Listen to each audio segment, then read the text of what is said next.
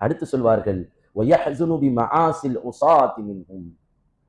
அதே நேரத்தில் இந்த உம்மத்தினர்களில் யாராவது ஒரு பாவம் செய்து விட்டால் அந்த பாவம் நபி அவர்கள் முன்னால் காட்டப்படும் பொழுது அவர்கள் கவலைப்படுகிறார்கள்.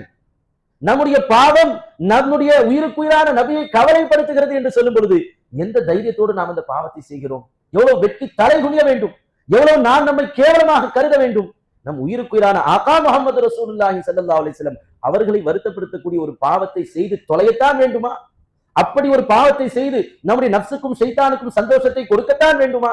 ஒரு முஃமின், உண்மையான ரசூலுடைய முஹப்பத்தும் ஈமானும் கொண்ட ஒரு முஃமின் எக்காலமும் ரசூலை வருத்தப்படுத்துவதை ஏற்றுக்கொள்ள மாட்டான். எனவே பாவம் செய்யும் பொழுதெல்லாம் நாளை மறுமையில் நாம் நரகத்தில் வெந்து சாவது என்பது இரண்டாவது.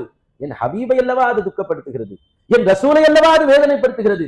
யாருடைய வேதனையை, யாருடைய ஒரு எறும்புக்கரியை கூட நபி அவர்கள் தாங்க மாட்டார்களோ அந்த உம்மத்தினர்களாகிய நாம் இருக்கும் நிலையில் நபி அவர்கள் பல தாய்விடும் நம் மீது கிருபையான எவ்வளவோ விஷயங்களை நமக்காக செய்து கொண்டிருக்கக்கூடிய நிலையில் நாம் அதற்கு கைமாறாக ஒரு சந்தோஷத்தை கூட கொடுக்க முடியவில்லையா? அதற்கு பகரமாக நாம் அவர்களுக்கு பாவம், தவறு, துரோகம் செய்து செய்து அவர்கள் மனதை வருத்தப்படுத்தக்கூடிய ஒரு உம்மத்தாக இருக்கிறோமா என்று நாம் உண்மையிலேயே வெட்கப்பட வேண்டும், வருத்தப்பட வேண்டும்.